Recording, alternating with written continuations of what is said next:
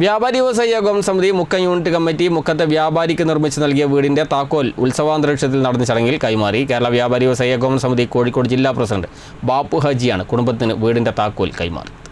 കേരള വ്യാപാരി വ്യവസായി ഏകോപന സമിതി മുക്കം യൂണിറ്റ് കമ്മിറ്റി മുക്കത്തെ വ്യാപാരിക്ക് നിർമ്മിച്ച് നൽകിയ വീടിന്റെ താക്കോലാണ് ഉത്സവാന്തരീക്ഷത്തിൽ നടന്ന ചടങ്ങിൽ കൈമാറിയത്. ചാത്തമംഗലം ഗ്രാമപഞ്ചായത്തിലെ താത്തൂരിലാണ് 1000 സ്ക്വയർ ഫീറ്റിൽ ആധുനിക സൗകര്യങ്ങളോടെ വീട് നിർമ്മിച്ച് നൽകിയത്. 12 ലക്ഷത്തോളം രൂപ ചെലവഴിച്ചായിരുന്നു നിർമ്മാണം പൂർത്തിയാക്കിയത്.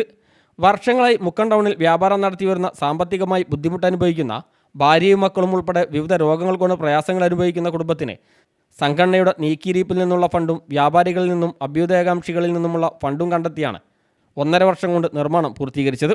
കേരള വ്യാപാരി വ്യവസായി ഏകോപന സമിതി കോഴിക്കോട് ജില്ലാ പ്രസിഡന്റ് ബാപ്പു ഹാജി കുടുംബത്തിന് വീടിന്റെ താക്കോൽ കൈമാറി.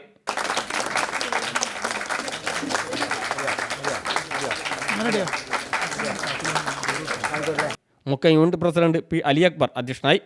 മുക്കം നഗരസഭാ chairperson advocate K P Chandini മുഖ്യ അതിഥിയായി.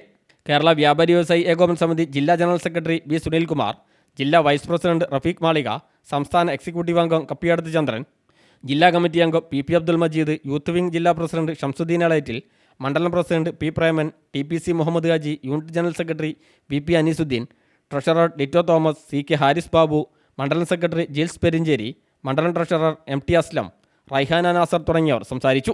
വീട് നിർമ്മാണവുമായി ബന്ധപ്പെട്ട് സഹായ സഹകരണങ്ങൾ നൽകിയവരെ ചടങ്ങിൽ ആദരിച്ചു.